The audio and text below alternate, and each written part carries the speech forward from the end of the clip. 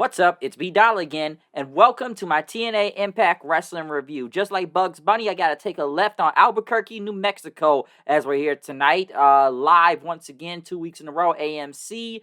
One thing I gotta say before this review, because listen, I'll say this right now. This was at least a better show than the disastrous AMC debut last week. We've all seen the backlash from it. We've seen the negative reviews, negative comments, which a lot of it I have to agree upon myself. Yeah, I felt different about it last week in some parts, but listen, a lot of that was bad. Now, the pay-per-view was better when it comes to Genesis. I'll say that right now. I think it was a better show. If you want to go check that out, check out the reviews that are uploaded online right now with the Genesis review and the AMC debut from last week. But yes, I'll say this right now. This was at least a better show this week, and it's gonna take some time because obviously people already kind of got them all mapped out and settled on the decision with TNA right now. Listen, you always have to make a good first impression, and I gotta say they did not have a good first impression last week. Okay, I'm not gonna sit here and tell you that this show was good last week. It wasn't. All right, pay-per-view, okay. The actual AMC debut, no, but I do have a few things to actually say about this show this week, and let's see what they can do the second week in a row. I will say at least whatever building they were in Albuquerque, New Mexico. It was a pretty nice crowd out there. It was pretty loud.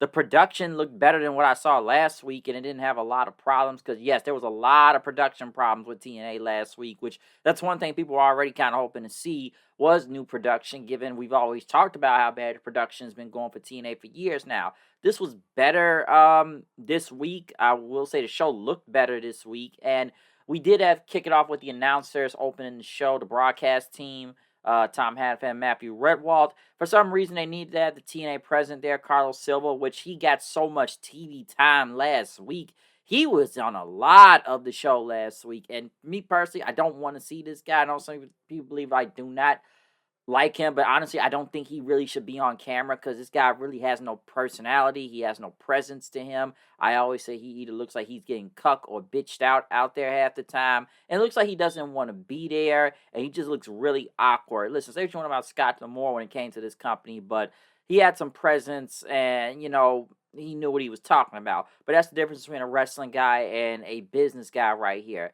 Especially with, I'll say this right now, and somebody commented on me in this from last week. Listen, if you're going to be handing the titles to people, it's just best to have the referees do this, okay? Him doing it, he just looks defeated. I don't know how many times I can really talk about this guy anymore. But, yeah, this guy, I just don't know why he needed to be on the beginning of this show. We did kick off the show, though, with Cedric Alexander versus Moose. Me, personally, they should have did this match last Sunday at the pay-per-view on Genesis instead of doing that triple threat match. And for some odd reason, we got to have Joe Hendry go over, even though he doesn't work in his company anymore. I think they should have did this match last Sunday at the pay-per-view. This was a good match. Obviously, they played up to Moose's back injury. Moose, I gotta say, having a hell of a week, man. We can't really comment on his show unless we're I don't know, we have to be experts or something. We have to be qualified to be talking about this show. So, Moose, can't say he made himself look good on the internet this week, but obviously he played into his back injury from the, taking that bump on the steel steps last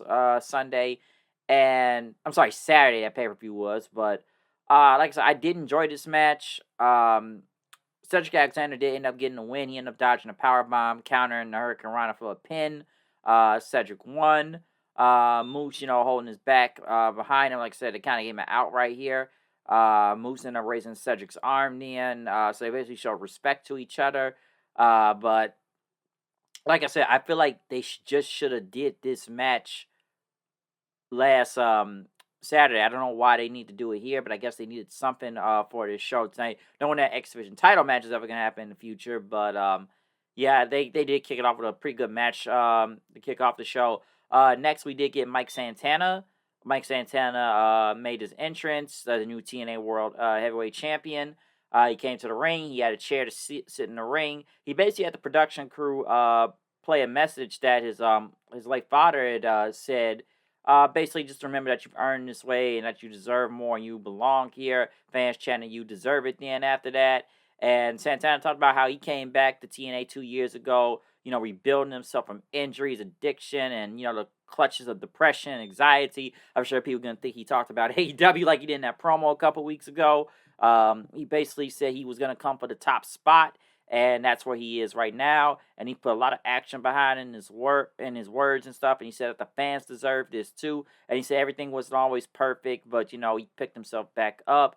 And he talked about what happened last week on AMC, and he talked about you know losing the world title, fighting off NXT, and getting the title back, and having to do it again, only holding it for a few days. And he talked about AJ Styles saying he carried this company once on his back. Now it's your turn, and basically respected Kazarian after the couple matches they had last week. And Santana knows he has a bigger target on his back, bigger than ever. He knows Nick Nimitz got that call your shot thing, and somebody can get the TNA World Title shot from this Feast or Fire match later on tonight.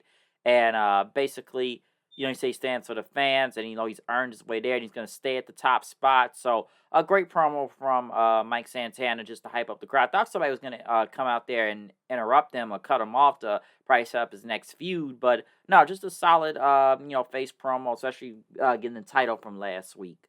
In the back, Mustafa Ali in order for in the back, cutting a promo, talking about the match with Jeff Hardy coming up later on tonight. They had the concierge in the ring for the Elegance brand, which thank God the Elegance brand did not talk long as they did last week, because that segment went on too long and it was not good last week. It was Indy Hartwell versus M by Elegance. It's not much I can say about this match. It ended up with Indy obviously winning. I know the Elegance brand tried to get involved and try and use a shoe against her, but Indy ended up rolling up and by Elegance for the win. Right after the Elegance brand ended up attacking Indy, but Ash by Elegance got in the ring and told him to stop. Next, had her even pushing her in, and they were going to fight then. For some reason, Knockouts champion Lei Ying Lee and Zaya Brookside came out, which was almost like about to be a 4-on-4 out there. Look, about to happen. But Ash ended up attacking, turning on them then, which obviously, I don't know why they even kind of teased that the Elegance brand was going to break up. We haven't seen any type of tension or problems with any of them going against each other. So I thought it was already random just to why they were doing that. And why would the faces come out to help the heel? I didn't understand that either. That didn't make a lot of sense to me. So, yeah, the Elegance brand ended up just beating up Indy and Lei Ying Lee and Brookside out there. So, I'm assuming Ash is going to be coming back soon. I know she had to give up the title a few months ago due to injury. So I'm assuming, given she did something in the ring on the show, I guess she's going to be back sooner or later. But I did not understand what was the point of, teasing like they were going to break up. Like I said, at least this segment was a little bit more effective, I guess. It was better than last week, because last week was just really bad. At this point, when you look at the Elegance brand, somebody brought this up. It's basically like another version of the Beautiful People when you really think about it, because that looks like where they're going, except there's like more members in this group. Not saying that Beautiful People didn't have a lot of people in their group at one point, but now it's just they kind of gone over the top with this one. Right after that, Ash said that she's back. She's declaring herself back now, and I guess she's medically cleared. So they're going to have a comeback, and it's going to be a comeback party. Next was the Feast or Fire match. There was a lot of people already in the ring. Mance Warner was coming out there, the System, Steve Macklin, and Trey Miguel, who re-signed with the company. Let me say this about the Trey Miguel situation real quick, because obviously we all know the Rascals had signed with AEW. And I'm thinking like, okay, all four of the Rascals went to a different company then. And the crazy thing was that only 3 of them showed up on Collision last Saturday, if I'm not mistaken. And a lot of people wondering where Trey was. Now, the whole story is that Trey Miguel said some homophobic story, basically called somebody gay on the internet like some years ago now. And I guess got into an argument with another wrestler. And I guess he talked about, I think the guy was Jewish. I think it was like David Starr or something. I've been trying to look this up. And apparently Warner Brothers was the decision to why Trey Miguel was not signed with the rest of the Rascals, because of some shit he said a few years ago on the internet. Which a lot of people were comparing this now to like Jay Briscoe. We remember how the Briscoes couldn't even show up on AEW Dynamite because of what Jay Briscoe said something over a decade ago on Twitter. And the fact that it wasn't even really AEW and it was Warner Brothers doing this, and Warner Bros. Discovery kind of made sure he was. And then again, we couldn't even get the Briscoes on AEW Dynamite until Jay passed away. So I guess a lot of people think this was happening with Trey Miguel then. And it was just kind of weird because then I think he said he was taking some mental health break because he spoke on something on Twitter and he said he didn't like, don't believe everything you see and stuff. So I'm thinking this guy's going to be gone then for a while. I did not expect to see him be back on TNA a few days later after this whole story had been coming out. So that must have been some mental break he took, if you want to believe that or not. But some say it's even comparable when the Rascals left in TNA the last time, but he stayed, and it was just like Dez and Wentz ended up going to NXT, and now like Trey is just back here a few days later. But a lot of people now kind of question of this. If AMC could let him back on easy, and it's not like any other type of bookings he had were canceled, a lot of people wonder who really made this decision now. Was it Warner Bros. Discovery or was it AEW? Because a lot of people said this was not an AEW or Tony Khan call. But the fact that it looked like nobody else got mad at that offended, but somehow either AEW or Warner Brothers did, they could not let him on, which now people even brought up with Wentz. If you remember what happened with Wentz in WWE, yeah, we all know he had some crazy ex-wife that basically was trying to ruin his career and stuff. But I guess the reason why NXT got rid of him, because he took a picture years ago dressed up like Hitler, like doing the salute thing and stuff. And he got let go and, ended up being back in TNA later on. But here's the thing. If he did that in WWE, Wentz, how come AEW didn't check that? Or Warner Brothers in? Why take out trading if we about to go back to people's internet history or what they said about damn near 10 years ago? Like, how come they didn't do it to him? So it kind of makes you really think, is like, who's really telling the truth here? Because I was very surprised that he was literally back in the company again and re-signed. Like, literally, we just heard like a few days ago these guys went to AEW, but then he couldn't go to AEW, so he literally just landed back right here. So if AMC let him back on, how come Warner Brothers wasn't gonna let him on Dynamite then? So I don't know. I feel like there is still more to this story, but it really makes you wonder who's telling the truth between either Tony Khan or Warner Brothers Discovery. Who's the one that really got rid of Trey Miguel? Because like, hey, he's back in TNA just literally like 2-3 days later. So just weird stuff right there. So I was kind of very surprised to see him. Just crazy turn of events, like literally. But the Feast or Fire match itself, I don't have much to say about this. The last time they did one of these was like maybe a few years ago. Some say it's like Money in the Bank, where what is it? Like everybody's got to get a briefcase, but the one they may pick may get them fired. Listen, the people that ended up getting this briefcase was like Eric Young because he got it off the hometown man, stopping him. The second one was Macklin. He got a briefcase and left. I think Trey Miguel, which would be kind of crazy that we just heard he re-signed with the company. Would it be crazy if he just got fired last week after he got re-signed? Like, that wouldn't make a lot of sense.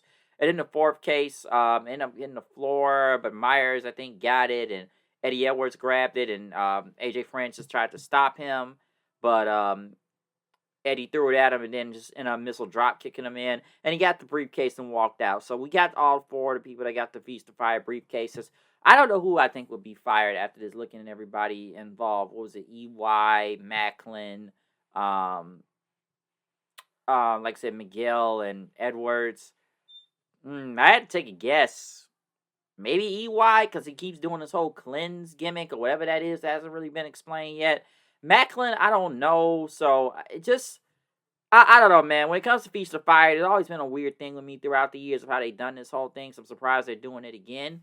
For some reason, Mike Santana was in the back, and then a random Jeff Hardy just walks by dancing in the background. Nick Nemeth ended up coming in, talk about what he said earlier about him and stuff, and, I'm going to wait my time to call your shot. And then I guess he mentioned his daughter then, and both of them started fighting each other, and they had to break him up. For some reason, after this, BDE was, I guess, with some random dudes. I guess they were YouTubers or content creators, which that was the problem last week of the show. Content creators you don't even know unless you watch them.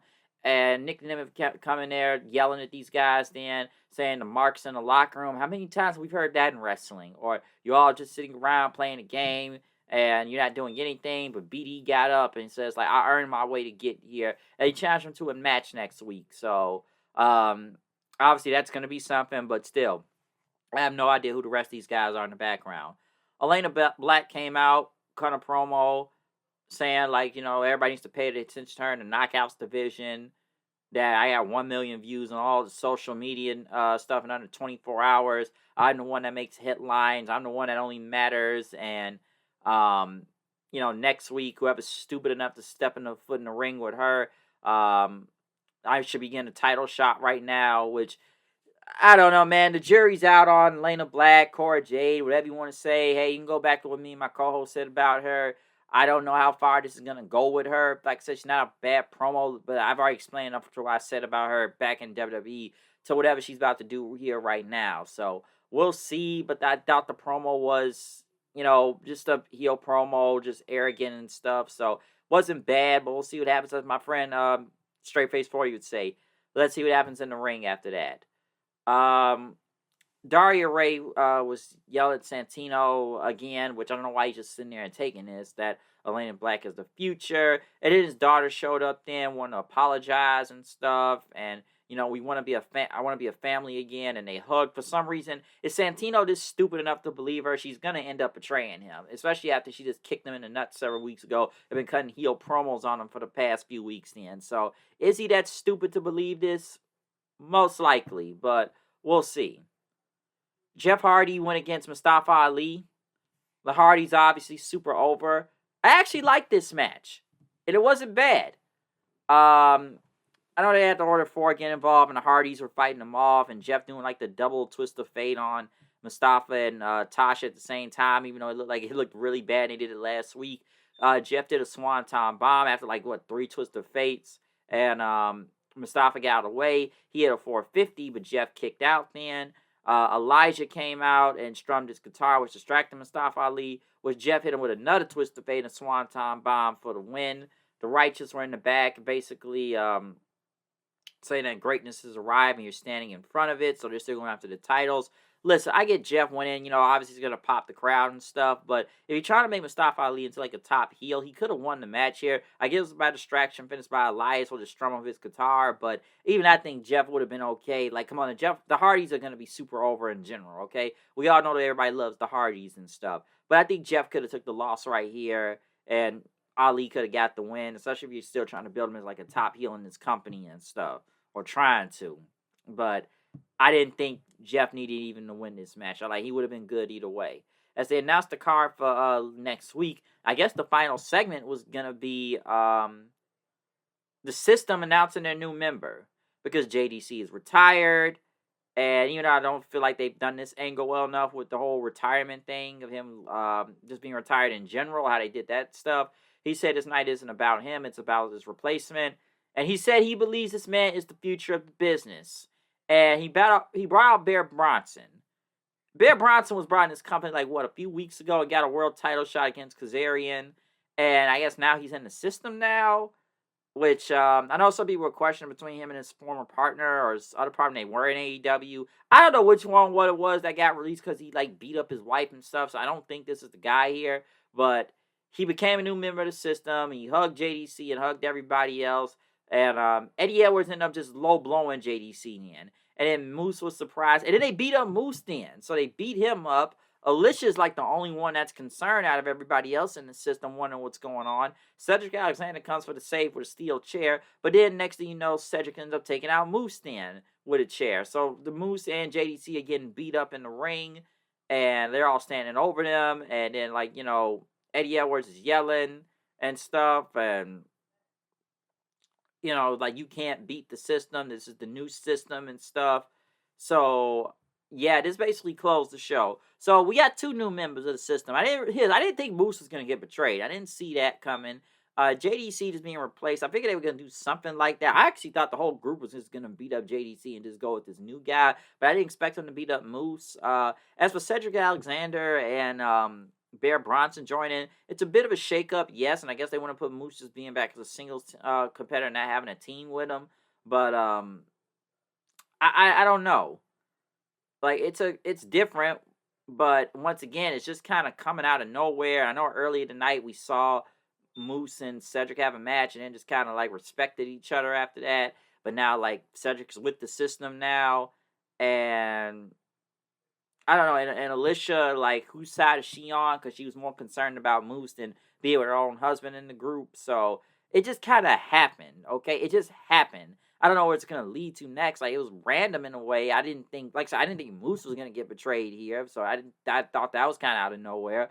But I don't know where this is really gonna go, honestly. Especially it's not like it's a top heel group in this company, and people were kind of warming up to the system. But I guess they're like I said, they're shaking it up, so we'll see what happens then. Especially with two new members now, and with JDC being retired and Moose getting kicked out, and I guess Alicia may not be even be this group too soon enough. We'll see what happens. I will say this, like I said, I think this was an upgrade at least over what we saw last week. Because yes, last week's show was not good at all. It was really bad. Okay, so this was better. I'm not gonna sit and tell you it was that great, but it was better than what I saw last week. Just given who came out, I guess production and some of the booking here, but it's still gonna take some time to really do this because you already kind of pissed off enough people that they don't even want to watch the show and stuff. Like I said, this was live this week, so I kind of want to talk about is given the aftermath of Genesis and everything. So we'll see what happens. There's still problems with that show that needs to be worked on, but this was better than last week. I will say that. But other than that, that's all I really got to say about Impact. Comment, subscribe, follow me on Twitter, HoodNight890. We out of here. See you then. Peace out.